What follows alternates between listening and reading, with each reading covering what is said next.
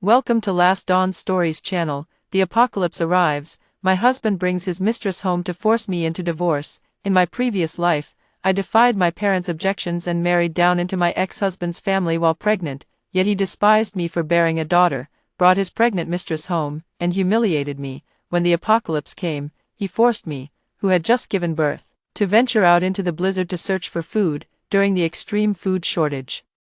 He and his mother even smothered me to death with a pillow. The moment I opened my eyes, I had been reborn back to the day of my divorce. Kathy, look at the disgusting state you're in down there. How can we possibly stay together? Let's get divorced. The moment I opened my eyes, Jack was blabbering with his mouth wide open, his face full of disdain and disgust. Meanwhile, my lower body was shamelessly exposed, with a small puddle of excrement on the bedsheet. Our swaddled daughter lay neglected to the side, wailing loudly. The humiliating scene snapped me back to full awareness instantly. I was reborn. Fine, I don't want anything except our daughter. My heart pounded with excitement, and I immediately agreed. He didn't expect me to be so straightforward and not ask for a single cent. Mother-in-law Mary also looked incredulous. Our family has no money to give you. Since you want to take that money-losing burden with you, then take her away. I calculated the time, only 7 days left until the disaster strikes. Time is running out. I hurriedly urged them, go get divorced now. The mother and son exchanged surprised glances, full of suspicion. At the Civil Affairs office, Jack repeatedly emphasized, Kathy, you're the one who didn't want a single cent. Don't go back on your word. I won't go back on my word. I'm afraid it's him who might regret it. On my phone, my mother just sent me a WeChat message, due to urban planning. Our home has been marked for demolition, and will receive at least tens of millions in compensation from the government. I won't change my mind. Don't worry, after today, we'll have nothing to do with each other. In the face of disaster, what does money even matter? Not to mention he's not some rich second-generation heir either, just a posthumous child. Only that old witch Mary would treat him like a treasure. I didn't take Jack's money, but what he didn't know was that my parents, fearing I'd suffer in my marital home, had secretly given me $300,000 when I got married. I only took our daughter and that $300,000 with me. I wouldn't take that 30-year-old self-built house of his even if it were given to me for free. In the apocalypse, such a house is completely useless. Not only is it dilapidated and drafty everywhere, to save money back then, they didn't even install windows in the hallway. It provides neither warmth nor any defensive function. Let it be their coffin then. After leaving the Civil Affairs Bureau, I hurriedly took a taxi home to take my daughter away. While I was packing, Jack also returned, bringing his new lover with him. Kathy, we've already filed for divorce. It's my freedom to be with anyone now. I ignored him and continued packing my clothes. The thick winter garments would be useful now. Why waste money buying new ones? Mary chimed in beside him. Exactly, Kathy. You're the one who can't bear a son. You can't blame us for that. Our family has only Jack as the male heir. If he doesn't have descendants, how could I ever face the ancestors of the He family in the afterlife? Just like in my past life, he moved in with his mistress and Mary. Rumor had it Lisa was already 4 months pregnant, with a son, no less. A sudden blizzard arrived, and to provide shelter for my daughter, I endured humiliation in silence, besides taking care of my daughter. They even treated me like a free maid, exhausted both physically and mentally from caring for my daughter. Jack would beat and scold me at the slightest displeasure. When we were starving and freezing, he would rather let me suffer the cold, demanding I take off my clothes for Lisa to wear. After saying this, Jack went out with Mary and Lisa for a fun trip. Looking at the already drafty windows, I called a renovation company. Using the excuse that summer was approaching and wanting to replace the windows, I had them remove all the windows, all the free-range hens, organic eggs, and cured meat my mother brought me during my postpartum confinement. Take them all away. That 70-year-old hag Mary, skinny as a monkey, was especially afraid of the cold. Thinking of this, I decided to go all the way. I cut the wires to both the air conditioner and the electric blanket. Before leaving, I installed real-time surveillance cameras in several hidden spots. Taking one last look at this home that no longer belonged to me, I walked away with my daughter without turning back. I called a car and rushed back overnight to my parents' house in the suburbs. As soon as I entered the door and saw my parents, I couldn't help but burst into tears. In my previous life, due to the power and internet outage, I couldn't contact them, and until the end, I didn't know whether they had survived the snow disaster. To hell with love. It cost me my life. I didn't even get to see my parents one last time. The moment I stepped inside, My parents rushed over, hugging me and my daughter. Seeing me cry, they grew flustered and immediately asked what was wrong. I composed myself and told them everything, including the snowstorm and my rebirth. After hearing this, Mom kept wiping away tears in distress, while Dad was so furious that he rushed into the kitchen, grabbed a kitchen knife, and wanted to fight Jack to the death. I quickly stopped him. Dad, let's drop this for now.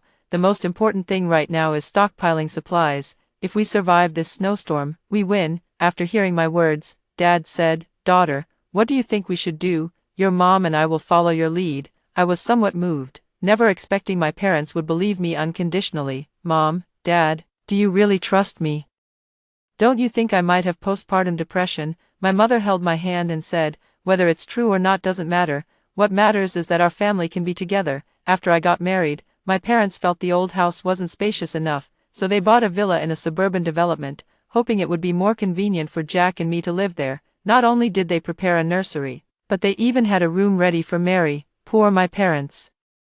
Having to bury their child in their old age, they could never have imagined that in the end, I would be killed by Mary and her son. I looked around the neighborhood, and the occupancy rate wasn't very high. The fewer the residents, the better. It's safer for us that way. The first thing to consider is warmth. A blizzard could cut off water and electricity, making electric heating devices unreliable. So we had to consider primitive methods. Dad contacted a renovation company and had a Western-style fireplace built overnight, clearing out a room in the basement to store firewood. The heating issue was resolved, but safety remained the top priority. Although I had removed all the windows from Jack's house, I replaced every window in my home with triple-paned glass, which is said to be extremely sturdy. The entire house was also reinforced. Recalling some old rural houses where families would embed broken glass shards into their courtyard walls to deter intruders, my dad and I collected numerous empty liquor bottles, smashed them, and embedded the shards into the cement around the windows. The only regret was that it was already May, and we couldn't stock up on coal. Thinking back to winters in my childhood, the coal stove burning, heavy snow outside, yet the house warm as spring. Eating roasted sweet potatoes and chatting, I couldn't help but feel a pang of melancholy. This time, we must endure this bitter winter no matter what. After saying that, I went out to the nearby mall. Buying online might be too slow, so I decided to stock up on all the heating pads available. After a good night's sleep, my parents and I split up to tackle different tasks. My father was responsible for driving to the market to buy beef, lamb, fish, and other meats, while my mother and I went to the supermarket to stock up on baby formula, diapers, and other essentials for our daughter. We also needed electric blankets, fleece blankets, the best long-down jackets and thermal underwear, as well as tissues, daily necessities, and commonly used medications. My daughter is still so young with weak immunity. I hope she doesn't get sick. I've bought everything I could think of: vitamins, fever reducers, cooling patches, probiotics, even if it's a waste of money. I can't risk missing anything. I've also stocked up on canned food. If we can't cook, there are self-heating meals to get by. My mom always said the coldest time isn't when it snows, but when the snow melts, so I bought military coats, anti-slip snow boots, extra thick hats and gloves. Since electric ones might fail, hot water is always available. That's why I also got hot water bottles. We called for a large truck, but unexpectedly, the driver was an aunt about my mother's age.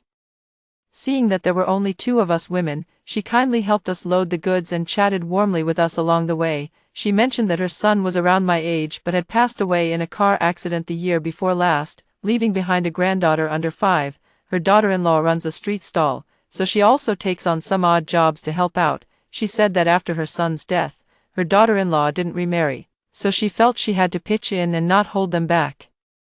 Looking at this aunt, I couldn't help but think of Mary's sharp and mean face. That girl is truly lucky to have such a wonderful mother-in-law. I wonder if they'll be able to survive when the disaster strikes. Before leaving, I said to her, "Auntie, the weather has been quite unusual lately. May is supposed to be the rainy season, but it's hotter than midsummer. You'd better stock up on some food, just in case." She paused for a moment, then chuckled and said, "All right, dear. Thanks for the reminder. I'll go buy some treats for my granddaughter when I get back.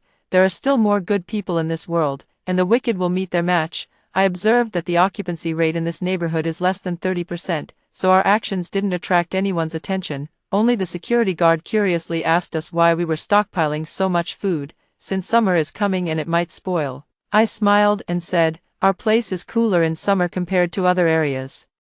Some relatives from Hainan are coming to escape the heat, so I need to prepare more food, otherwise, they might say I'm stingy. When I got home, I saw Dad had bought a lot of fruit. He said vegetables can't be stored for too long, but fruit is fine. In the north, they eat frozen pears in winter, and now we have all kinds of frozen fruits to enjoy. Dad said, I used to think about taking you to Harbin to experience a northern winter, but now we don't need to travel far. When the time comes, I'll build a snowman for you and my girl. But Mom looked at the food filling the house and worried. Fruits could be frozen and eaten later, but potatoes and green beans couldn't be stored for too long. Suddenly, I had a bright idea. Mom, why not make pickles with the green beans? I love eating those, and the potatoes can be made into potato pancakes. Mom gently tapped my forehead with her index finger. My daughter is so clever. I'll start making them right now. I helped my mom with the preparations. Since getting married, we hadn't had a family meal together. Jack always had excuses to avoid visiting my parents, complaining about the mosquitoes in summer and the cold in winter. Of course, he was too busy playing cards with his shady friends outside, not even spending time with Mary, let alone my parents. Thinking of them, I casually opened my phone and saw them sharing various couple photos in the family group chat. The divorce isn't even finalized yet, and they're already flaunting their love to the world. I'd love to see how long this love lasts. Go ahead, have fun. The good days are numbered. Every day is a countdown. Enjoy it while it lasts. I put down my phone and inspected the house again, making sure nothing was overlooked. At life and death moments, human nature is truly tested. Besides reinforcing the doors and windows, I needed real defensive tools. I bought some anti-harassment devices from a local trading site. They even had a flashlight function. As long as they could scare people off, that was enough. Great, that makes me feel more at ease. With only Dad as the man in the house, if anything really happens, I'll have to step up. Mom made the remaining pumpkin into pumpkin cakes and even dried a lot of sweet potato strips especially for me. Just my daughter's supplies alone take up half a room. I also have to consider the water issue. Unclean water can cause stomach problems even for adults, let alone such a small baby. Dad and I drove straight to 6 water factories, bought all their current stock of bottled water, and placed an order for another 1,000 barrels to be delivered in 3 days. We also bought 10 of the largest barrels to store tap water. Since water left in open containers for too long might breed red worms, we bought a large water purifier just in case. If the drinking water gets contaminated, we can still use the tap water. All the rooms on the second floor were used to store water, which immediately put my mind at ease. I didn't dare to keep the water in the yard. If someone noticed, it would be trouble. Despite being very careful, the commotion of hauling water was too loud and still drew complaints from the neighbors. Someone asked in the homeowners group chat, "Who's making such a racket late at night?" These past few days, it's been nothing but banging and cars coming and going. Is this your first time living in a big house, trying to fill it up like some country bumpkin? I kindly replied in the group to remind everyone, the weather lately feels unusual. Normally, it's overcast and rainy this time of year, but now it's abnormally hot. What if there's a sudden temperature drop later? Everyone should stock up on some food, just in case. I never expected my kindness would invite ridicule from others. This is absolutely hilarious. Have you watched too many apocalyptic movies? Do you have persecution delusions, spouting nonsense every day? Careful or I'll report you. Fine, since you won't listen to my warnings, then good luck to you. Whether or not the blizzard comes again in this lifetime, spending money for security is worth it. Otherwise, when the apocalypse truly arrives, with the cold weather rapidly draining body heat and food shortages on top of that, there'll be no one to hear your cries for help. I don't want to relive those hellish days again. By midnight, I could already feel the chill. I hurriedly got up and closed all the windows. I knew the blizzard had arrived right on schedule. Yesterday, netizens were still joking about how the weather was so hot you could fry an egg on the ground. But when I woke up this morning and checked my phone, the temperature had dropped by nearly 10 degrees. After a heavy rain, people were bundling up in thick coats. In just 2 days, the weather went from scorching heat to a sudden cold snap. Unsurprisingly, heavy snow began falling by evening. Sure enough, by the afternoon, within just an hour, the snow had piled up to 50 centimeters. The unexpected snowfall disrupted travel, leaving some drivers stranded on highways. After browsing the news, I left a comment suggesting that if the snow continued for days, even grocery shopping would become difficult. so everyone should stock up on supplies. Just like last time, my well-meaning advice was met not with gratitude but with mockery. If you're so kind-hearted, why don't you go deliver instant noodles and hot water to those stranded drivers on the highway? That's right, I'm afraid if we go, they'll just charge us exorbitant prices. These two comments actually became highly upvoted. I turned off the computer, checked all the power banks, charging those that needed it, taking advantage of the still available internet. I took out my iPad to download some movies, only then remembering I should stock up on more books. In the apocalypse, when you can't go outside, books are the best comfort for the soul. I picked up my daughter and walked to the window, watching the snow fall heavier and heavier, murmuring in my heart, "In our past life, your father and grandmother killed me, leaving you to starve to death. This time, Mom has the ability to protect you completely." Just then, the phone on the table suddenly rang. I opened it and saw that the surveillance footage had updated. Jack and the other two had just returned. In the video, Mary was seen trembling as she approached the house, then running out with a scream, "Oh my God, why is my electric blanket broken? And the windows, where's all the glass? What's going on here?" I smirked and turned off my phone. No need to rush, the real show was just beginning. May 10th, 8:00 a.m., I was awakened by my daughter's crying. Just as I was about to get up to prepare her milk, my mother knocked on the door and handed me a bottle of already mixed formula. Good heavens, I've never seen snow this heavy. It's almost half a floor high. Thankfully, we prepared well in advance. "Kathy, we owe this to you." Gazing at the thick snowfall outside the window, I felt a sense of security I'd never experienced before. Although most of our money had been spent, at least for the next 6 months, we wouldn't have to worry about going hungry.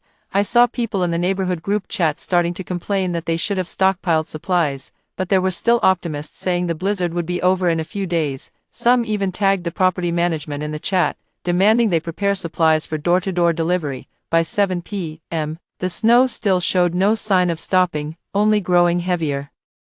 Fortunately, our villa was located on the highest ground in the neighborhood. Though the temperature was lower here, we had taken thorough measures to stay warm and didn't have to worry about the house being buried in snow. The only concern now was that the smoke rising from our chimney might attract unwelcome attention. Thinking about this, I suddenly heard screams from outside, someone shouting, "Fire, come help put out the fire." It turned out that a household in the western part of the community had started a fire for warmth and accidentally caused a blaze. With the roads buried under heavy snow, the fire trucks couldn't arrive in time under such conditions, and there wasn't enough water to extinguish the flames. We could only watch helplessly as the house burned to the ground, unable to do anything. If only they had taken my warning in the homeowners group seriously and prepared in advance, this wouldn't have happened. But some people realized the severity and started going out to stock up on supplies. Meanwhile, I stayed snug under the warm covers, playing with my daughter while coldly watching my ex-husband's family through the surveillance feed. Jack, accustomed to having meals served to him daily, and Mary, who was too frugal to spend money, often made do with simple vegetarian dishes. Only then did the other woman, Lisa, begin to feel uneasy. "Jack, should we also go buy some food to stock up?" Mary listened and said, "Buying now would definitely be more expensive than usual. Don't waste your money. I've lived for decades. I know what I'm talking about. The snow will stop in a few days." Jack lay on the sofa, legs crossed, playing a game, and said, "Mom's always right. If you want to go by yourself." Lisa touched her stomach and said, "But what if the baby gets hungry?" Mary quickly handed Lisa 2 eggs. Eggs are very nutritious. Back when Kathy was pregnant, she ate a lot of them. Look how plump and fair my granddaughter turned out. Seeing Mary's smug expression, I couldn't help but laugh. That's right, I did eat a lot of eggs. All of them were free from her scanning codes, not costing a single penny. How could she not be willing? Looking at those empty window frames without glass, with the wind fiercely blowing into the house, I really don't know how they can stand it. The snow was falling heavier and heavier. I turned on the TV, and there were still a few channels that could receive programs. Many people were stranded on the highways due to the blizzard, and the shortage of food became a challenge and hardship they had to face. A single mother was holding her 5-month-old daughter in her arms, seeking help through a video. She hadn't eaten for a whole day and night, and without hot water, she couldn't prepare milk for her baby. The hungry infant kept crying, while the mother, frantic with worry, had developed blisters on her lips. As a mother myself, my heart ached watching this. I understood her pain all too well. I picked up the phone and called the support team to get this woman's address. I decided to help her. I took the car keys from my dad, who asked worriedly, "Kathy, driving isn't safe right now, should I go instead?" I quickly refused. "It's fine. Dad, stay home and keep Mom company, I'll just deliver the supplies and come right back." Dad went out to install snow chains on the wheels after hearing the plan. Mom and I loaded the car with bottled water, baby formula, diapers, heating pads, hot water bottles, charcoal, a charcoal stove, self-heating rice meals, and common medications. Then we set off. Due to the slippery roads, I didn't dare drive too fast. Normally, it would take only half an hour to reach that woman's place via the main road, but the snow was too heavy, and some areas hadn't been cleared yet, making it impossible to drive further. After hesitating for a while with no other options, I had no choice but to take out my backpack, stuff as many supplies as possible into it, and carry the rest in my hands as I walked to her house. I clutched the supplies tightly, terrified they might be snatched away if anyone noticed. The snow had already reached my calves, though it felt soft underfoot. The resistance was immense. Each step felt more exhausting than walking 3 steps normally. On top of that, the water I was carrying made the load unbearably heavy. Despite being bundled up thickly, my hands and feet had already gone numb from the cold. I forced myself to keep walking. After about 20 minutes, I passed through a narrow alley and finally arrived at her house, a small, old, single-story home. I glanced at the window and noticed the gaps had been stuffed with something. I knocked lightly on the door, placed the food at the entrance, and then hid nearby. The woman pushed the door open, saw the supplies on the ground, looked around to make sure no one was there, picked them up, and closed the door. I leaned against the wall to rest for a while. After making 3 round trips, I finally managed to deliver all the supplies to her, barring any unforeseen circumstances.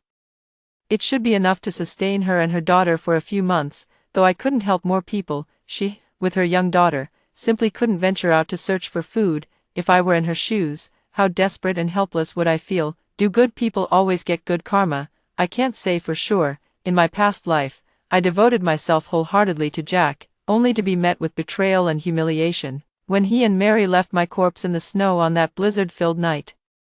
My heart froze over completely. By the time I rushed home, it was already late at night. My parents were still waiting for me in the living room. As soon as I walked in, my mother quickly handed my sleeping daughter to my father and came over to ask why I was back so late. Though her words carried a hint of reproach, I knew she had been worried about me all night. I explained the situation to them, and my mother went to the kitchen to make me a bowl of egg noodles. The rich aroma of the broth mixed with the fragrance of scallions made my stomach growl loudly. After finishing a bowl of steaming hot noodles, I started feeling drowsy. As I fell into a deep sleep, I had a dream where spring melted the ice and snow, turning them into water that nourished flowers and green grass. Amidst the vibrant greenery, my family and I stood by a babbling stream, basking in the long mist sunlight. Just then, the phone rang. It was Jack. "Kathy, where are you?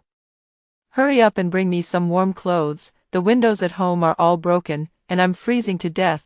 I sat up against the bed and said, "Jack, are you out of your mind? We're already divorced, and you still expect me to bring you clothes? Isn't this what your little lover should be doing? And your mom, would she let you freeze? She pities you, but I don't. Damn it, did you mess with those windows on purpose? If anything happens to my son, I won't let you off easy, son. Let's see if you can even give birth to one first." Without waiting for Jack to respond, I hung up the phone. Then I turned on the surveillance, seeing Jack's furious expression and Mary's face turning blue from the cold. Her already sharp and gaunt features looked even more terrifying. Lisa rubbed her hands together and stomped her feet from the chill. "Jack, what should we do? It's fine if I freeze, but what if our son gets sick?" Jack hugged Lisa and said, "Let's go back to the room. I'll keep you warm." With that, he headed straight for the bedroom, leaving Mary alone in the living room. This hypocritical son. His mother had always doted on him, saving all the meat from her soups for him while I only got a few sips of broth. And now, he values his unborn son more than his own mother. Truly, a man forgets his mother once he has a wife. The snow stopped, and many thought it was over. Only I knew this was just temporary. This disaster was far from as optimistic as people believed. The government also stepped in to organize road clearing efforts, and my father and I cleared the roads near our home. Some people began to sense something was amiss and urged everyone to stock up on supplies. The more, the better. This time, however, netizens no longer dismissed such warnings with scorn as they had before. Comments advising people to stockpile supplies received many likes.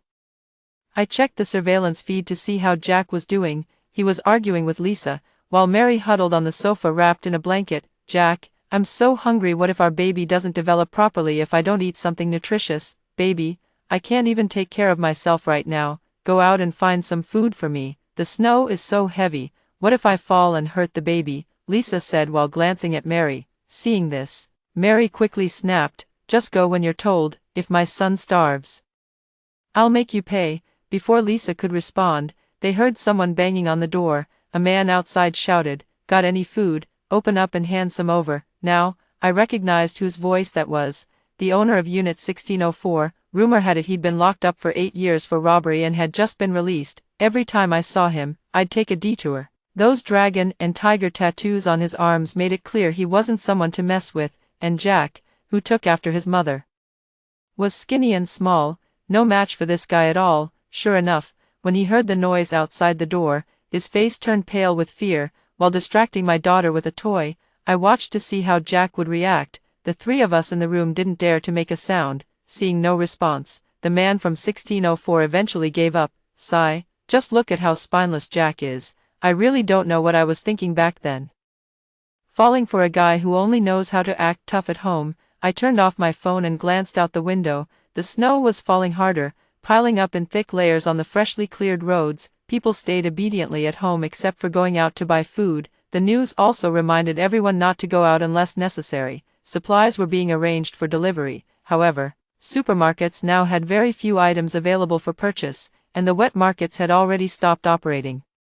Jack and Lisa still lingered at home, waiting for Mary to cook noodles for them. After eating instant noodles for a whole week, Jack couldn't take it anymore. Yelling at Lisa, Mary quickly came over and said, hurry up and go find some food. If your man goes hungry, that would be disastrous. As they argued, I glanced at the window. The glass that had been removed earlier was now covered with clothes. I just didn't know if it could block the wind. Thinking back to my past life, when Mary and Lisa, backed by Jack, forced me, still recovering from childbirth, to venture out in a snowstorm to find food, beating and scolding me at the slightest dissatisfaction. Seeing them turn on each other now fills me with immense joy. The snow showed no signs of stopping, with some areas already buried under 2 meters of accumulation. The temperature had dropped to -60 degrees. Although we had abundant supplies and no worries about food and drink, the days of being unable to go outside were extremely dull. Fully bundled up, my dad and I built a snowman in the yard.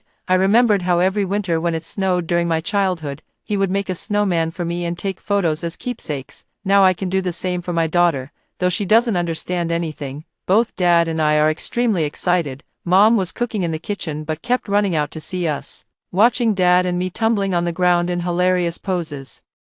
She laughed heartily. This time, with enough snow, Dad built a snowman bigger than ever before, and we took a family photo together. This is how people are. They only learn to cherish what they have after losing it. If I could do it all over again, I would never have married Jack against my parents' wishes. As for Jack, he often beat Lisa over the last scraps of food. I saw Lisa's bruised face and the scratches on Jack's face and neck. So now he's not worried about hurting the precious son in her belly. In my sleep, I caught the tantalizing aroma of braised pork and beef stew, making me cry with hunger. I got up and walked to the kitchen. It wasn't a dream after all. I saw my mom bustling about, and she had even made my favorite braised pork ribs, stir-fried tomatoes with eggs. I picked up a steaming piece of rib, tender, flavorful, and oh so delicious. Wow, it was amazing.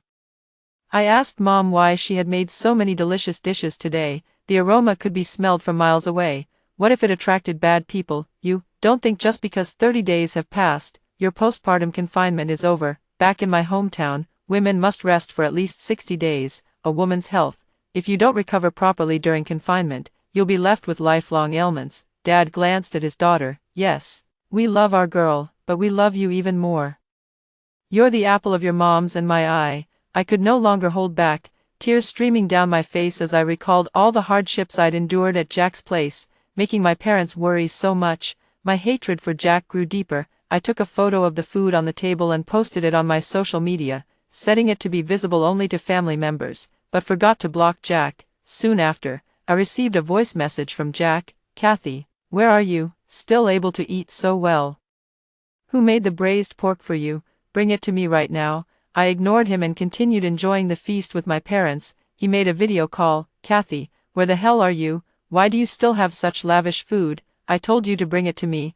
Are you deaf? I ate a piece of braised pork right in front of him but remained silent. Furious, he kept pressing me. I replied coolly, yes, not only am I deaf, but I'm also blind. Otherwise, how could I have ended up picking trash like you, Jack? We're already divorced. I have no obligation to be nice to you, and you have no right to ask where I am. I hung up the phone. Jack must have turned green with rage, never expecting someone as gentle as me to treat him this way. This idiot, how could he not realize that I'm at the villa with my parents? The phone's message tone rang, and his voice softened. Kathy, I was wrong before. Only now do I realize that Lisa is nowhere near as good as you. She's lazy and ignorant. I miss you so much. Where are you? I just want to see you. Please forgive me, okay? You always used to have meals ready waiting for me when I came home. How could you bear to let me starve like this? I glanced at the text message, wondering what interesting things might happen if his little lover saw it. How could I possibly feel sorry for him? Even if he died right in front of me, I wouldn't spare him a second glance. I forwarded these messages to Lisa. Back then, she knowingly became the other woman and sent me screenshots of her flirty chats with Jack. Now, I'm just giving her a taste of her own medicine. Opening the surveillance feed, I saw Lisa throw her phone onto the couch and slap Jack across the face. You've been contacting Kathy behind my back, and you said I'm inferior to her in every way. Mary saw her son being beaten and rushed forward to grab Lisa's hair. The two women wrestled fiercely. Though Mary was thin, she had done farm work in her youth and was full of strength. Lisa was no match for her. Lisa was increasingly at a disadvantage, pinned firmly beneath Mary and unable to move. Suddenly, she shouted, Mom, stop fighting. What if you hurt your precious grandson? Hearing this, Mary immediately sprang up from Lisa. Though she reached out to help her up, she couldn't resist adding sharply, if you ever dare to bully my son again, I'll skin you alive. Meanwhile, Jack watched as the two women fought over him but made no move to intervene. Despite always preaching about filial piety, he remained completely silent now. I looked at my phone screen and took a sip of coffee, feeling truly relaxed. If they keep starving like this, will the three of them even have the energy to argue? What might they do then? I can't wait to find out. Jack whispered something in Lisa's ear, and all she could do was shake her head and beg for mercy. Jack, I can't do this. I'm still pregnant, and if anything happens, with the current situation, it's not easy to get to a hospital. Although I couldn't hear clearly what Jack said to her, I could guess part of it. In my previous life, it was the same. I went out but couldn't find food, and they actually wanted me to steal from that ruthless man in Unit 1604. Many residents had to hand over their supplies out of fear of him. So in this situation, that man was never short of food or resources. Even men were somewhat afraid of him, let alone a woman like me. From Lisa's words, it seemed that since outright robbery wasn't an option, Jack was probably asking her to offer something in exchange. What else can a fragile woman offer in exchange besides her body? Suddenly, a wave of nausea rose in her throat. Jack was truly disgusting. How could he demand his woman to submit to another man just to support him at a time like this? Wait. Isn't Lisa pregnant? TSK TSK TSK. Jack is really no man at all. Lisa was reluctantly pushed out by Jack. Back then, when she acted like a shrew, demanding that I divorce to make way for her because she was pregnant, she probably never imagined things would turn out like this. Lisa returned, holding 2 sausages and a few packs of instant noodles, her hair disheveled. Weakly, she handed them to the man in front of her. Jack looked at the food that his woman had to sell her body to obtain. Yet he still complained it wasn't enough. I actually felt somewhat grateful to Lisa.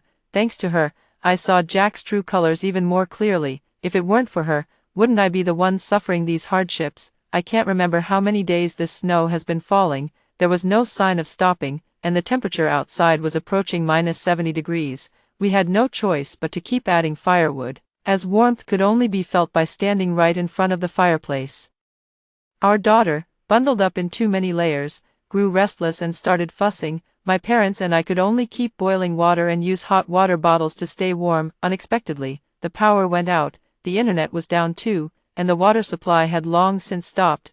The entire world had fallen into a dead silence. The neighborhood was devoid of any vitality. To conserve as much energy as possible, everyone remained still. With the power outage, the outside was pitch black. And we could only rely on candles for light. No one was in high spirits, and everyone went to bed early after washing up. The howling wind outside made me restless. I tossed and turned on the heated bed, unable to sleep until around 1 a.m., when I finally dozed off, only to be jolted awake by a scream. Though muffled by the strong wind, the sound wasn't loud, but I've always been a light sleeper, so I was certain I hadn't misheard it.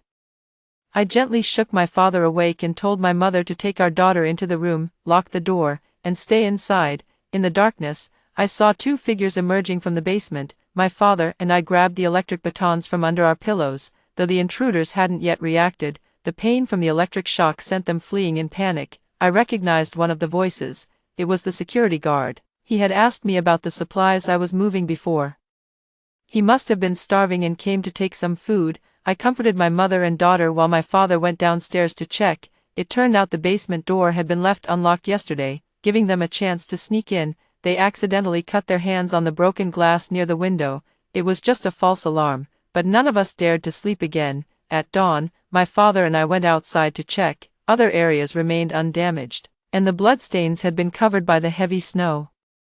We were at the highest point in the neighborhood, and the snow at the basement door wasn't too deep. Ours was the only house in the entire community with smoke rising from the chimney, making it hard not to draw attention. My heart tightened at the thought. If it happened once, there was no guarantee it wouldn't happen again. We were indeed too conspicuous, though the neighborhood didn't have many residents. If a group of men banded together to target our home, we'd be in a passive and dangerous position. Losing supplies was one thing, but what if my parents or daughter got hurt? My dad and I hurried home, took some gasoline from the car, poured it into glass bottles, and made homemade Molotov cocktails. When we renovated the house, we only thought about making it sturdier, never intending to harm anyone. But if someone deliberately tries to hurt us, I won't let them off easily. Just as I was preparing for the worst, good news arrived.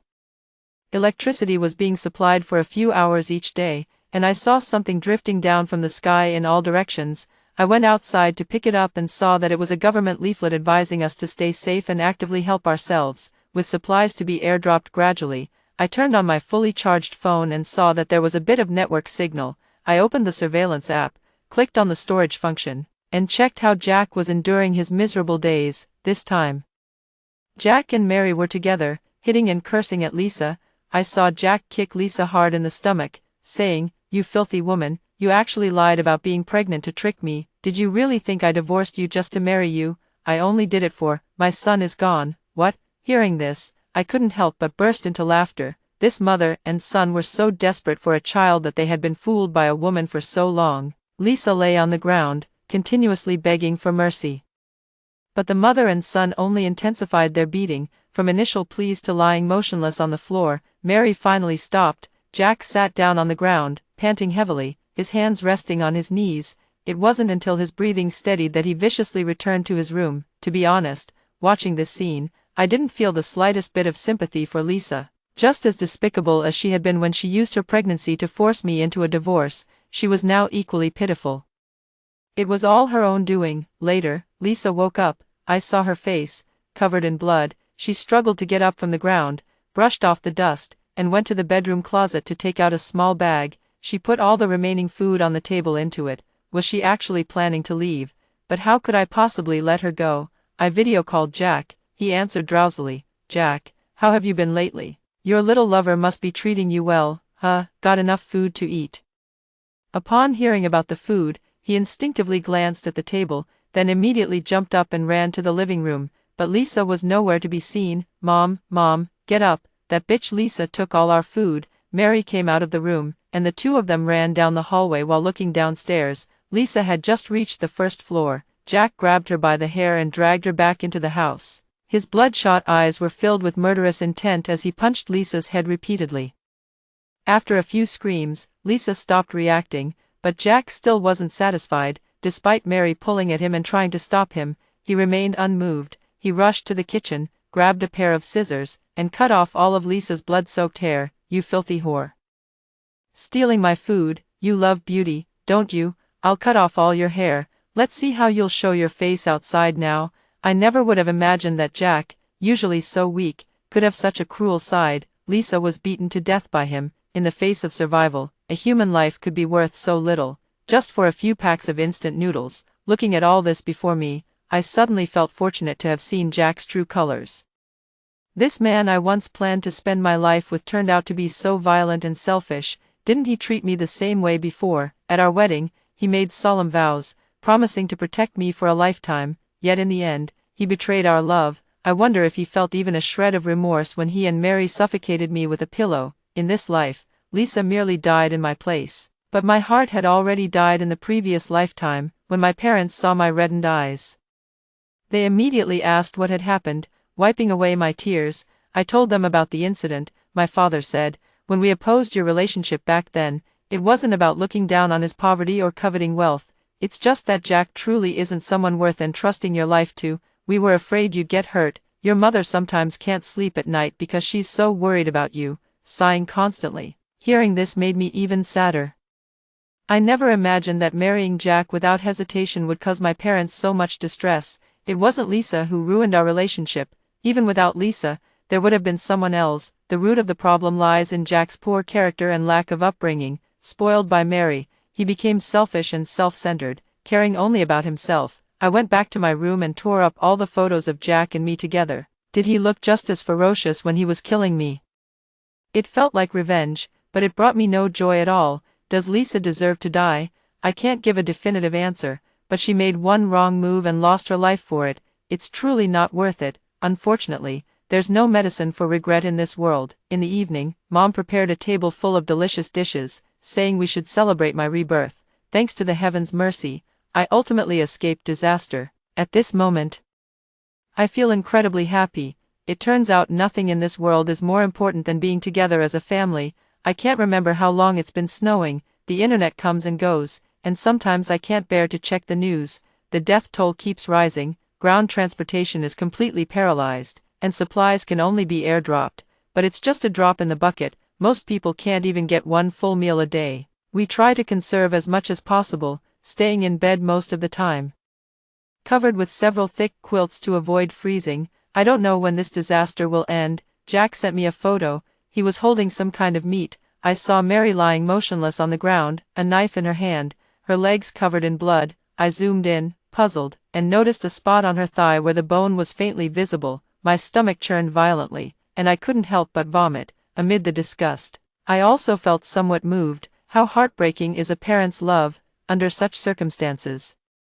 Mary would rather sacrifice herself to protect her child. If I were in her shoes, wouldn't I make the same decision when pushed to the brink? Jack sent a message: "The person who loves me most in this world is my mom. All you filthy women can go to hell." I silently turned off my phone. Though Mary is despicable, she truly loves her son. It's not easy for a woman to raise a child alone. I can only hope he turns his life around someday. The snow began to lessen, quietly stopping on a peaceful night without a sound. At first, everyone thought it was just a temporary pause, but after waiting a day, it never resumed. The property management started organizing everyone to come out and shovel the snow.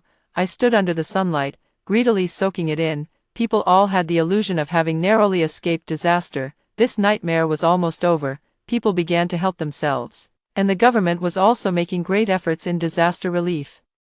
My dad and I joined the volunteers, clearing snow from the neighborhood and highways. Everything was proceeding in an orderly manner. Social order is gradually being restored, and before we knew it, the year was coming to an end. After the prolonged blizzard, this winter wasn't as cold as previous years. Due to the severe disaster, the government accelerated the urban renewal plan. The area where our old house was located has been designated as a health and recreation square. This natural disaster made everyone realize the importance of physical health. My parents now frequently exercise, and I quit my old job to open an art studio, specializing in teaching children how to paint. The adult world is too complicated. I prefer spending time with innocent children. I took some time to visit Jack's house. Mary had died from excessive blood loss due to the flesh-cutting wound, and Lisa's body had not been dealt with. Jack was taken away by the police. We successfully got divorced. When I heard news about my ex-husband again, it was that he had committed suicide under unbearable pressure. Since Mary and Jack were dead, my daughter became the sole heir to their self-built house. The government plans to open a new subway line nearby, and with the compensation from my own house, it's enough for my daughter to live comfortably for the rest of her life. Disasters and rebirth have taught me the meaning of living in the present. With my parents and daughter by my side, I am truly blessed. Today, my daughter called me Mom for the first time. I grabbed my phone to capture this priceless moment. On New Year's Eve, my parents and I prepared a lavish reunion dinner. As we watched the Spring Festival Gala together, I whispered to my daughter, "Happy New Year, may this year be better than the last." After hearing the first story above, what are your thoughts? Feel free to share your opinions in the comments section. Next, let's continue to see another similar story. The apocalypse arrives, sending scumbags and bitches to their doom. As the apocalypse descends, screams and zombie growls echo from downstairs. My boyfriend and my sister-in-law are having an affair, looting all our household supplies. They even joined forces to push me out the 39th floor window to feed the zombies. Alice, don't blame me. Every man for himself and the devil takes the hindmost. After being reborn, I teamed up with my brother to stockpile supplies and reinforce the base, but that despicable couple came begging us to save them. "I'm your sister-in-law,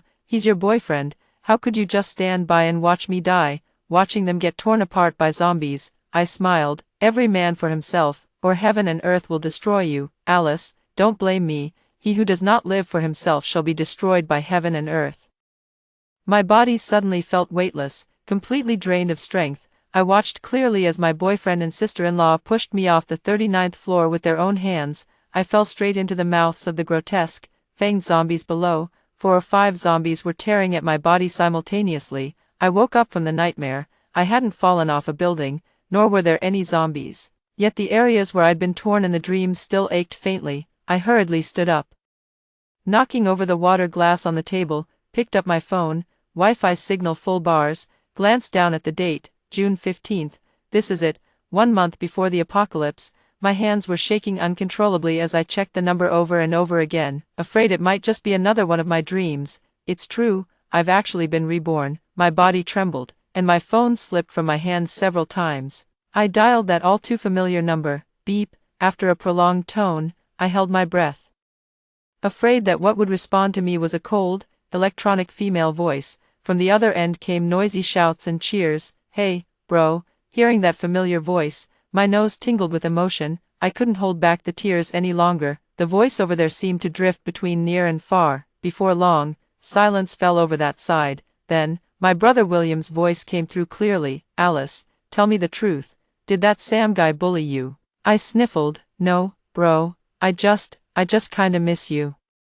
"William, where are you going?" "William, last match, promotion game. Something came up. I'm done playing, going home." In less than half an hour, William was back home. With a stern face, he lifted me up by the scruff. "What did he do to you? Did I hit you, scold you, or cheat on you?" "No." William breathed a sigh of relief. "Have you gone stupid from work? I told you that crappy job isn't worth it. You might as well come be the network admin at our club."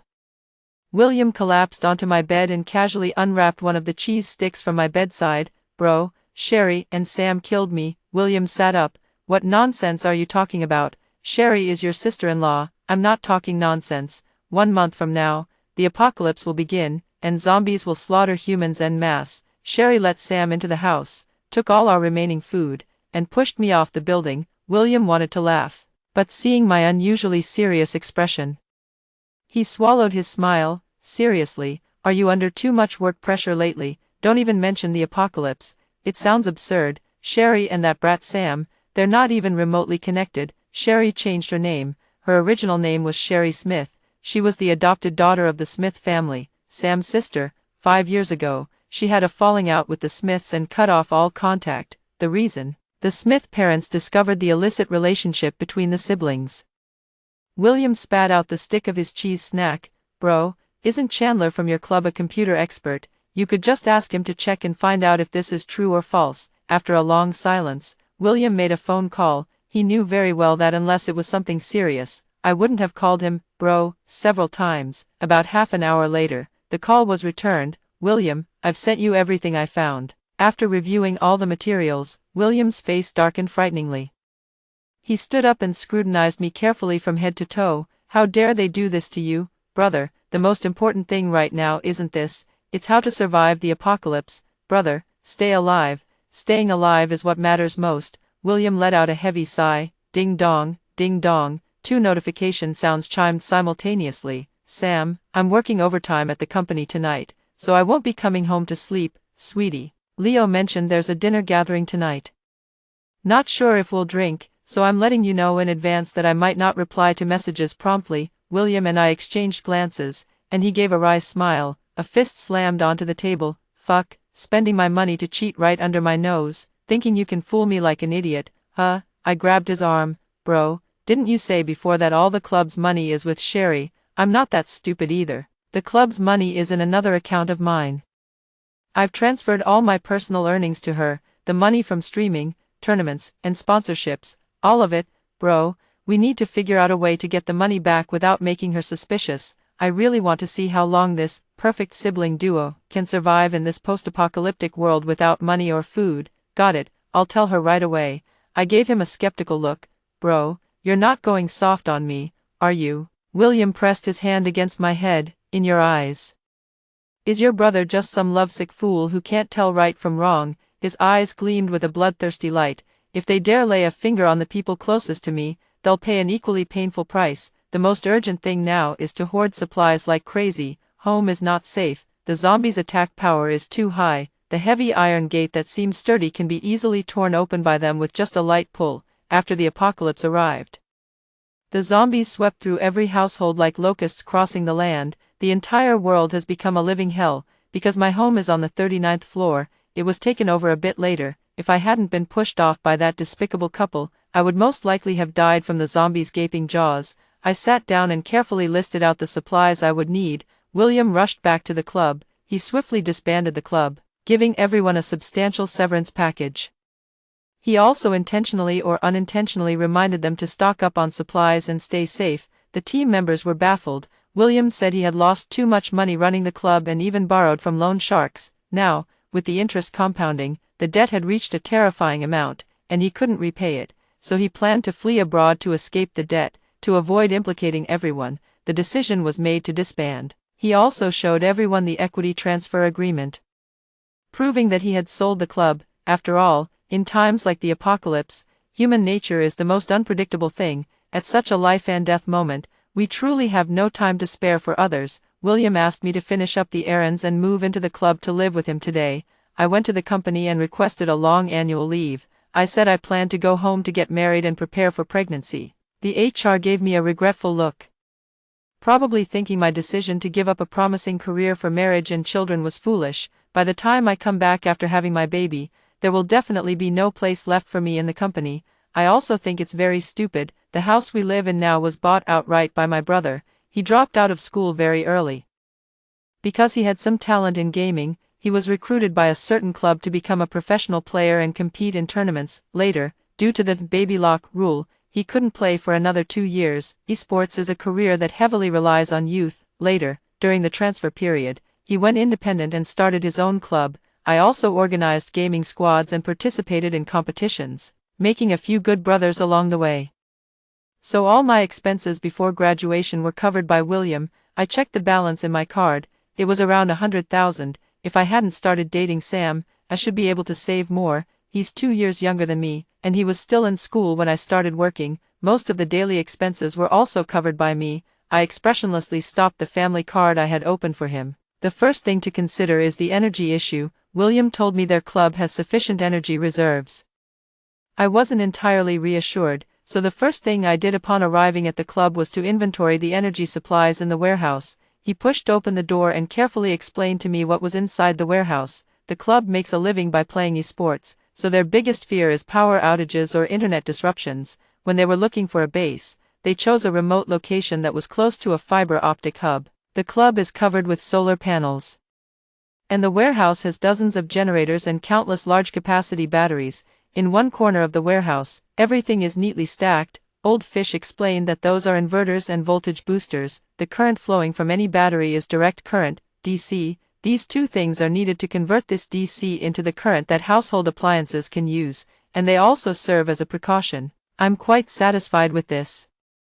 I didn't expect William's small club to have such complete energy reserves. I noticed there's another door after entering through the main gate outside. What's that for? That's to protect against some terrifying stalkers and anti-fans. In the past few seasons, our team didn't perform very well, but we still managed to keep our permanent spot, some fans from other teams were very unhappy, and there were instances where they sent things like prosthetic limbs and bloody, disturbing items to intimidate our teammates. Some people even went as far as chasing us to the base and ambushing us. I pondered thoughtfully. So, how strong is this door's defense? William patted his chest confidently. Rock solid. The glass door and security door are both explosion-proof grade. That middle door was specially made with unique materials I sourced through some friends. Without exaggeration, even Ultraman might not be able to break through after a full round of attacks. I turned to William. Bro, can we add another layer? After all, we can't be sure just how high the zombies' attack power might scale. William picked up the phone and nodded. I'll contact my friends again. William also mysteriously led me to the connecting area between the first-floor restroom and the staircase. He moved aside a crate of mineral water and turned on a faucet. A small door swung open. As I descended the stairs, my views suddenly expanded. It was a vast, empty basement. William said that no one except him knew about such a hidden space beneath the club. Even the team members who spent every day eating, drinking, and sleeping at the club were completely unaware. My vision blurred as tears welled up in the corners of my eyes. Perhaps this time, we might truly have a chance to survive in this post-apocalyptic world. I took out the checklist and marked it off. The next issue was the matter of daily supplies. The club had a massive water demand, with truckloads of drinking water being delivered every day.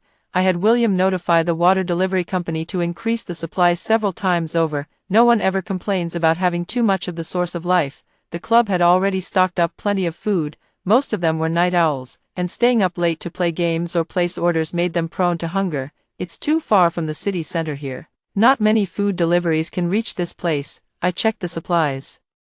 They might last a few days, but definitely not enough for several months to half a year. William gave me a card. This contains all the club's earnings from the past few years. He said, feel free to swipe.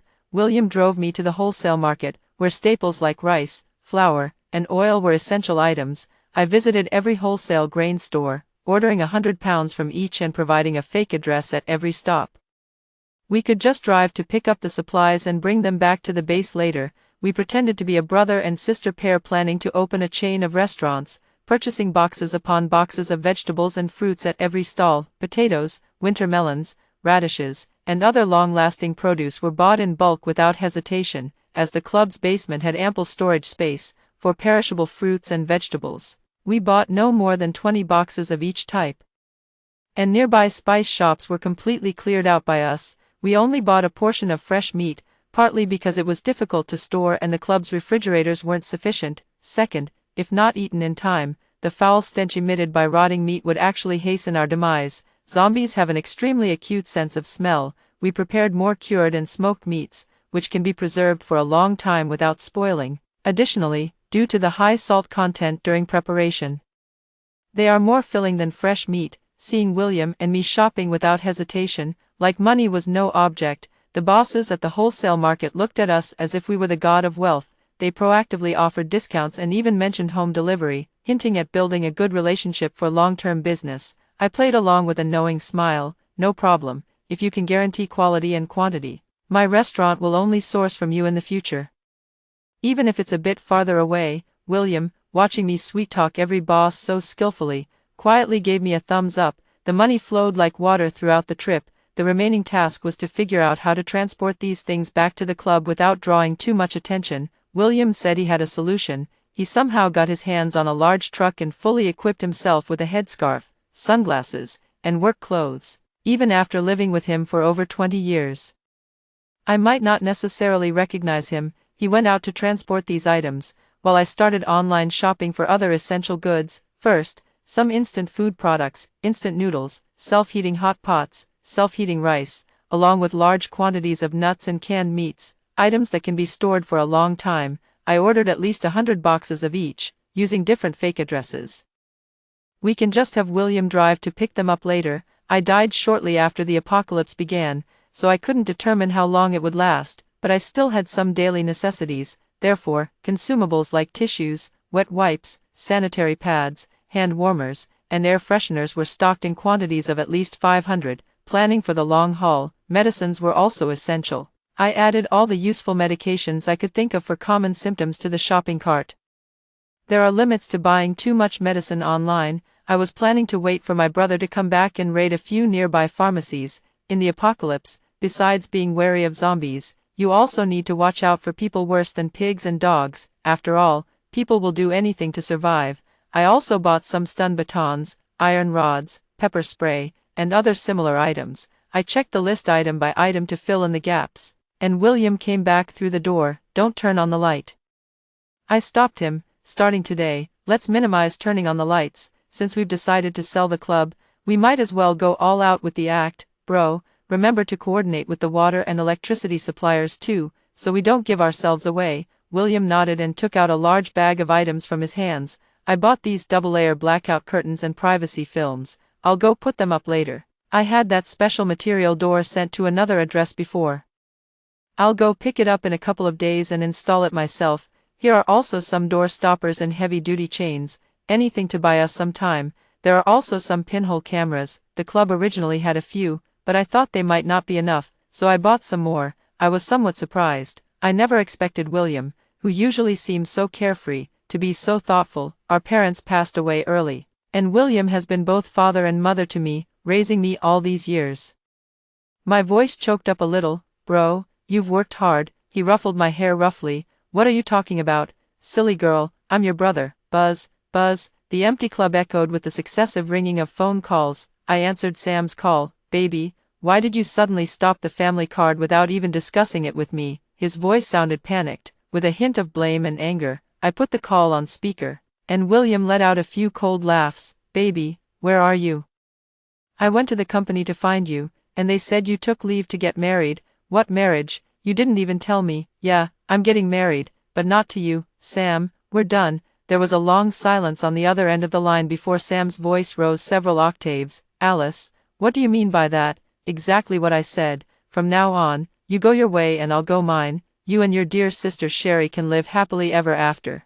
I hung up the phone. William also blocked all of Sherry's contact information without batting an eye. "Bro, I got the money back 2 days ago. I told her the club needed funds for cash flow and would transfer it to her in a couple of days." William shook his phone. For the next few days, we kept moving things into the club non-stop, perhaps because she couldn't find William and me at home. Sherry actually came looking for us at the club once. The club surveillance footage showed her circling the entrance, trying the password multiple times only to be met with incorrect password each time, kicked the iron door hard in anger. She also called each of the former club members to ask, and every response was the same: William was heavily in debt, sold the club, and fled the country. We thought Sherry would leave immediately, but instead, she made a phone call. About 10 minutes later, Sam appeared at the club entrance with a grim expression. They tried to climb over the wall to get in.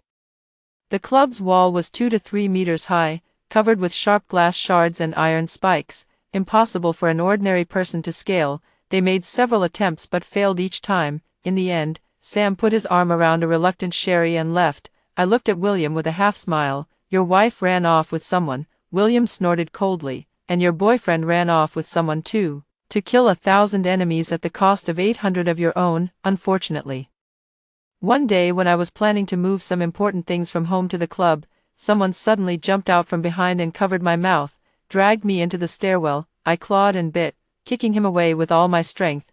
It was Sam. He looked furious and utterly disheveled. It must be that I deactivated his family card. "These past few days have been really tough, Alice. You're truly heartless. Takes one to know one." I didn't want to waste any more words on him. Picking up my bag, I tried to run, but he grabbed me back again. He lowered his voice. "Alice, baby, are you still angry? I can explain everything. Sherry and I don't want to hear it. You have to listen. You must have misunderstood me. Can you please add the family card back first? Let's go home, and I'll explain everything to you slowly." Sam pushed me toward the house aggressively. I slapped him hard across the face. "Misunderstanding? How could you two be so shameless when you were using my and my brother's cards to pay for your affair?" Sam froze in place. "Let go of me, you disgust me." Sam held on tighter. "No, that's not how it is. Sam, why are you still talking to her?" At the corner of the stairs stood Sherry. Her makeup was no longer as meticulous as before, and there was a hint of exhaustion in her eyes. "Could it be that you still have feelings for her?" Sam loosened his grip slightly, his face filled with inner conflict. "Sis." Sherry patted my face, her long nails grazing across my skin. Alice, you'd better obediently transfer the money to Sam's account, otherwise, I can't guarantee what kind of marks might appear on that pretty face of yours. If you really refuse to cooperate, then I'll have no choice but to fake your death, if I pretend to have risked my life to save you.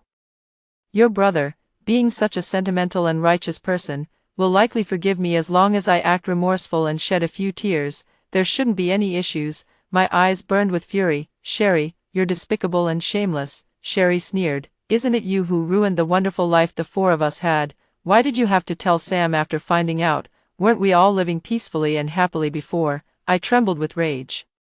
Sherry actually had the audacity to say such things without a hint of guilt. Alice, don't blame me. Every man for himself and the devil takes the hindmost. I forced a smile. Let me go. I'll transfer the money to you with my phone. Sherry signaled Sam to release me. You'd better not try anything funny. You're in our hands now, and we wouldn't mind going down together. Pretending to agree, I fumbled through my bag. While they weren't paying attention, I frantically sprayed the anti-wolf spray, then I turned and ran outside as fast as I could. Caught off guard, both of them were hit squarely by my spray. My home is on the 39th floor, and waiting for the elevator would have been too slow to escape. I immediately ran toward the stairwell. They realized what was happening and chased closely behind me. 29th floor, 28th floor, 3rd floor, almost there. I twisted my ankle and tumbled straight down the stairs. Gritting my teeth, I tried to stand up, but Sam had already chased me to the 1st floor. Alice, stop running, be a good girl. His hand reached for my arm,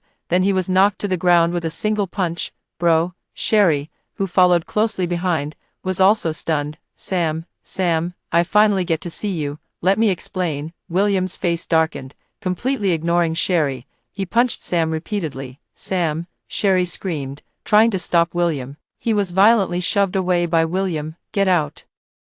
I called the police and stopped William when he had beaten him enough. All right, bro, I've called the police. William loosened his fists, and I looked at Sam, covered in blood with his face swollen like a pig's head, feeling somewhat concerned. Bro, you beat him up like this, aren't you afraid you'll be the one getting arrested? William sneered. Don't worry, I've trained in boxing, I know how to make it hurt without leaving obvious marks. After being brutally beaten, Sam and Sherry were both sent to the police station. They wanted to falsely accuse me and William of intentional harm, but then they heard the recording from my phone. Wherever I go, I keep William on the phone. The situation is tense now, and he must ensure my safety. That's also why he arrived in time. William was ruled to have acted in self-defense and was acquitted not long after. Sam and Sherry have to compensate me a hefty sum for emotional damages and will also be detained for 15 days. I let out a long sigh of relief. Serves them right. Today is July 14th. And the weather is overcast. Only one day remains until the apocalypse begins. We packed the club to the brim, leaving only a narrow aisle in the basement, barely enough for us to squeeze in and grab things. At exactly midnight, a post about a club owner fleeing debts, domestic violence, and dumping massive loan sharks on his girlfriend of 5 years skyrocketed to the top of the trending list. Discussions about William's club are everywhere, and William has become the universally despised scumbag of the internet. Probably Sherry and Sam have been released. William spat in disgust, told me not to bother. In an unknown corner, news about frequent outbreaks of rabies in several coastal cities sank into oblivion. Earlier, several foreign reports mentioned cases where some young people suddenly developed symptoms resembling rabies, biting others on the streets. But everyone just treated it as a joke. No one cared. William didn't write a lengthy rebuttal. Instead, he simply used the club's official account to post some intimate photos of Sherry and Sam from the past 5 years. He also enlisted Chandler's help to hack into Sam's school confession wall. The wall was flooded with Sam's dirty laundry, being a freeloader, cheating, and falling for the sister he grew up with. There was no way to delete any of it. A photo of Sam Sherry's family was attached. In the post, William also subtly hinted that everyone could stock up on more food supplies at home, just in case. The public opinion instantly reversed. William turned off his phone. No matter how heated the online discussions became, it ultimately had nothing to do with us anymore. The apocalypse has arrived. At the entrance of many residential compounds, a dense crowd of people, in eerie postures, broke through the security booth and scattered into the neighborhood. They were zombies. The security guard didn't even have time to scream before a zombie behind him bit down, instantly splattering blood that covered the entire screen. I opened my phone and looked at the familiar yet despairing scenes in the video. Still unable to stop my whole body from trembling, William brought me a bowl of noodles, with only a small night light on the club's table emitting a faint glow. He took my phone away. Eat, don't watch anymore. Brother, are we going to die? William patted my head and remained silent. I still opened my phone and glanced at my social media feed. The screen was filled with posts about zombies, with a few scattered friends reaching out to check on my safety. I didn't reply, whether they were asking about safety or probing for resources, only heaven knows. I couldn't bet my life on it. Everywhere, there were messages from everyone trying to buy food, and the price of a single portion of food was skyrocketing. But no one is a fool. In these apocalyptic times, food is the most valuable thing. Money is more useless than scrap paper. The TV is also frantically broadcasting reports about the contagious nature of human bites, desperately urging everyone to stay calm, avoid going outside, and wait for national rescue efforts. Many people are seeking help online, as most households don't have enough surplus food stockpiled. But this won't end so quickly. We're still in the early stages of the virus spread. And the number of infected people isn't high yet. After witnessing the horrific scenes of zombies biting people, every household has locked their doors and stayed inside. By nightfall, the zombies become much more active. It's pitch black outside. Some people, clinging to hope, secretly turned on the lights. As a result, the zombies downstairs seem to have found a clear target, swarming into the building like a frenzied horde. They began slamming their bodies against the door, over and over again.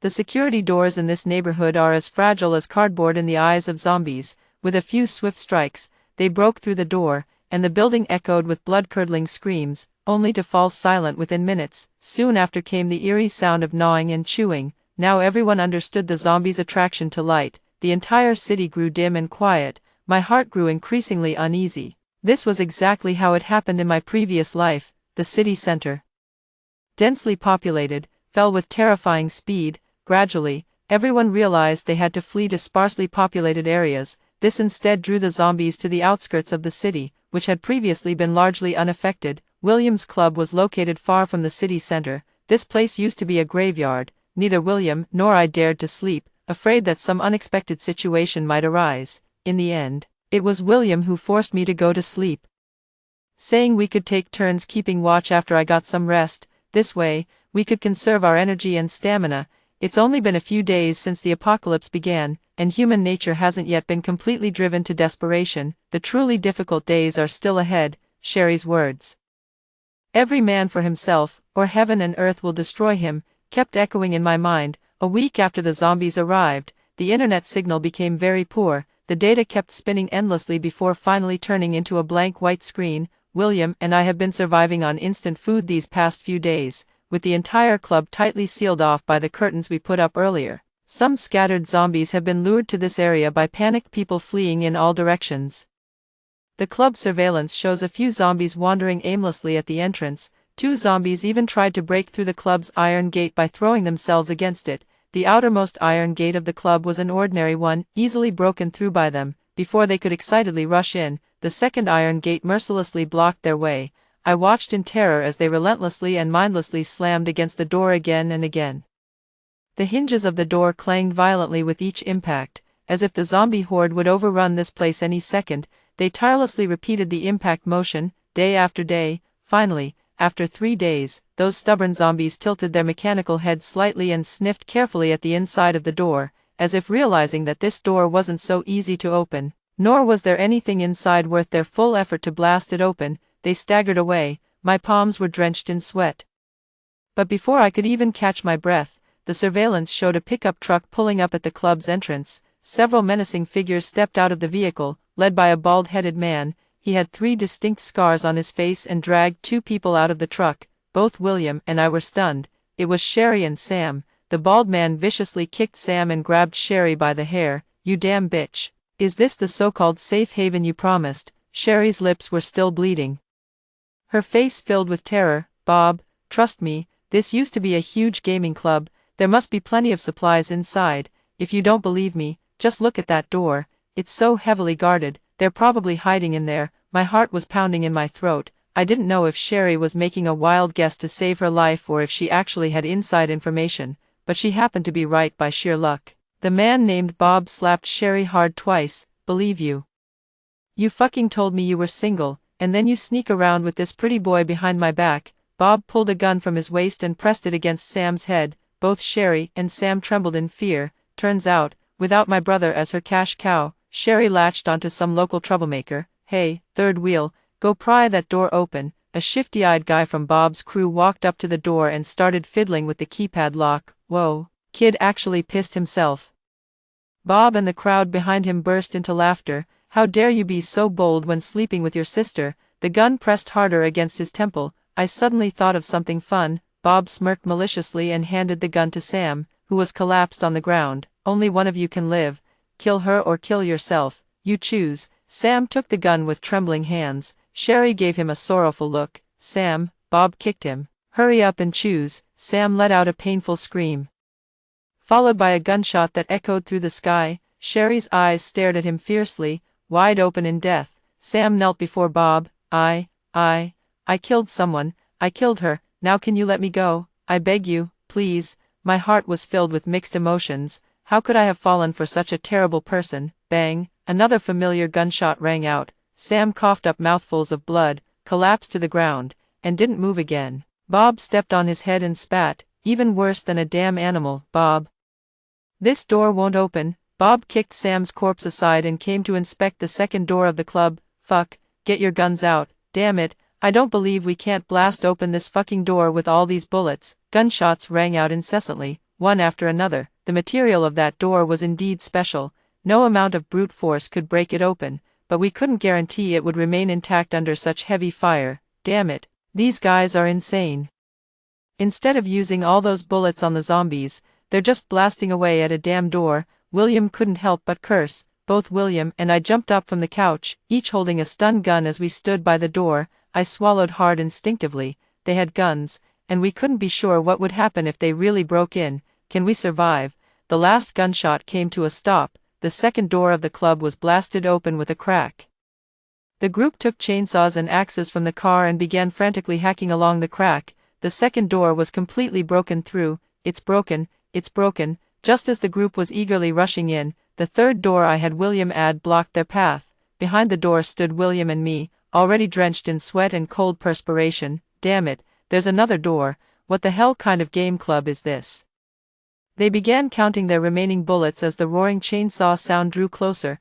Suddenly, several screams rang out. I frantically looked at the surveillance feed, where several underlings' heads and necks were instantly separated. Turns out, the commotion caused by this group was too loud, attracting the zombies that had already left to return in an endless cycle. The bald man struggled with the zombies, and before long, the place became overrun by them. What's clear is that now, over a month into the apocalypse, some zombies have evolved a degree of intelligence, no longer mindlessly gnawing at people. After all of Bob's people had turned into zombies, the leading zombie picked up the chainsaw from the ground and began hacking away at our last line of defense, blow after blow. The phone signal was intermittent, and messages kept popping up one after another. It seemed that humanity had finally begun to recover from the swift onslaught of the zombie horde.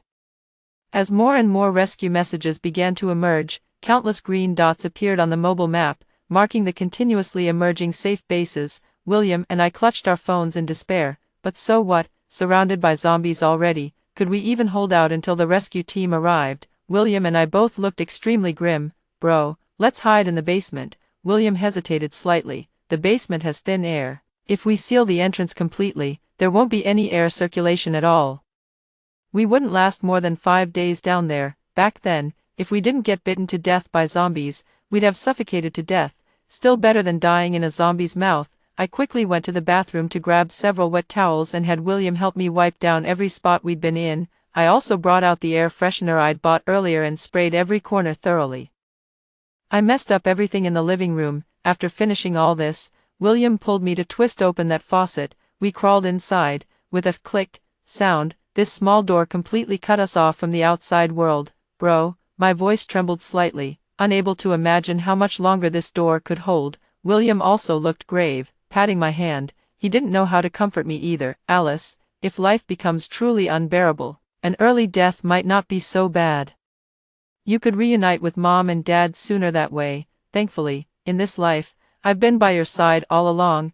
Just thinking about how in your previous life you were left alone to be bullied to death by that despicable couple makes me wish I could drink their blood and eat their flesh. I laughed through my tears. Well then, why don't you just stick your hand out now and let a zombie take a bite? Just remember to bite me gently, I'm afraid of pain.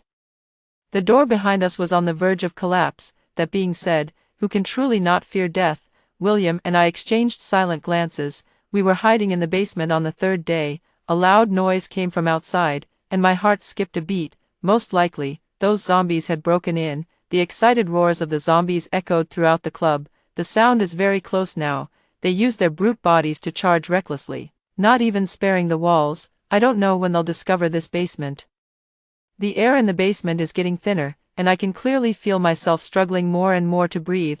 William's face also looked terrible. He spent most of the time squinting and resting with his eyes closed. A loud bang startled both of us awake. The group of zombies crashed into the corner of the stairwell. The walls were faintly trembling. William struggled to open his mouth, but no words came out. Tears welled up in our eyes as we looked at each other. The phone lying on the ground lit up.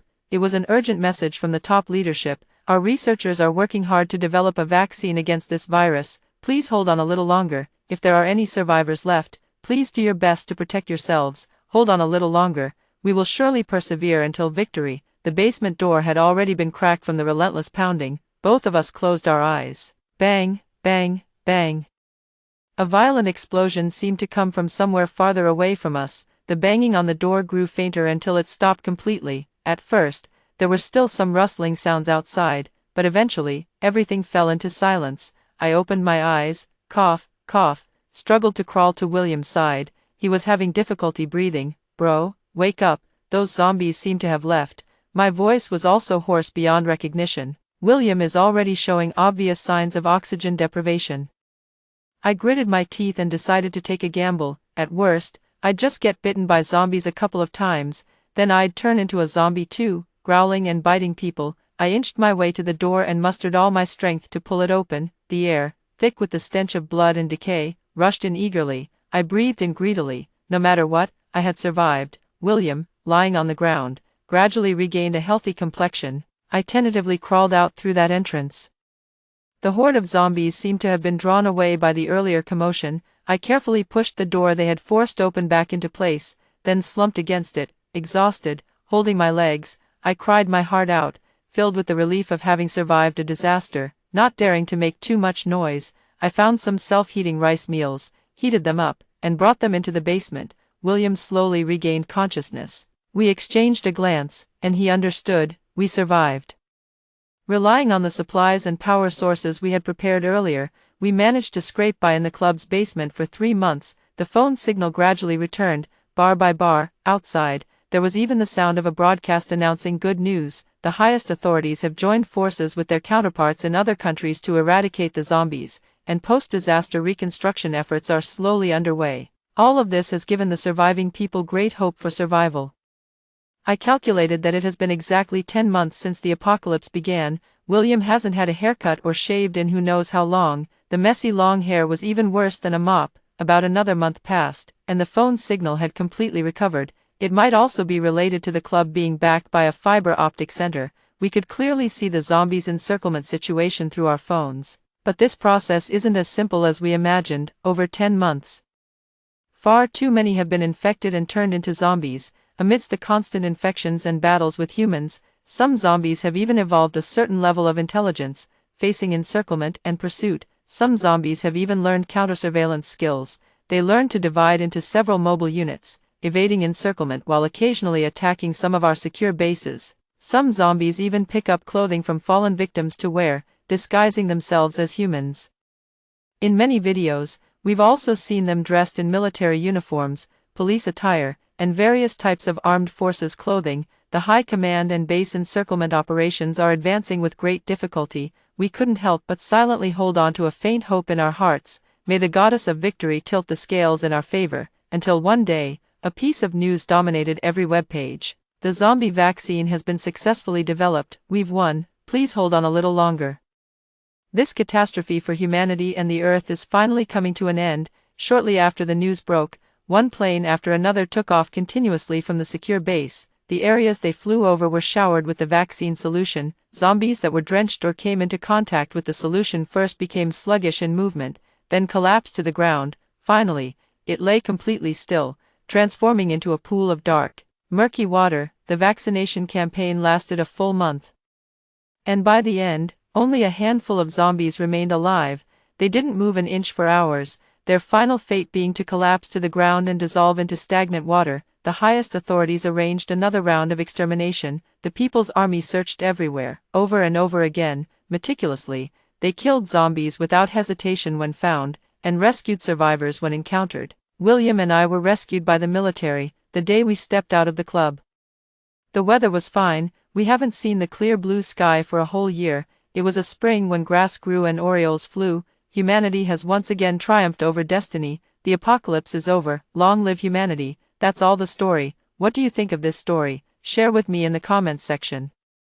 What would you do if you were in this situation? Looking forward to hearing from you. If you liked this story, don't forget to like it, share it, and subscribe to my channel. See you next time.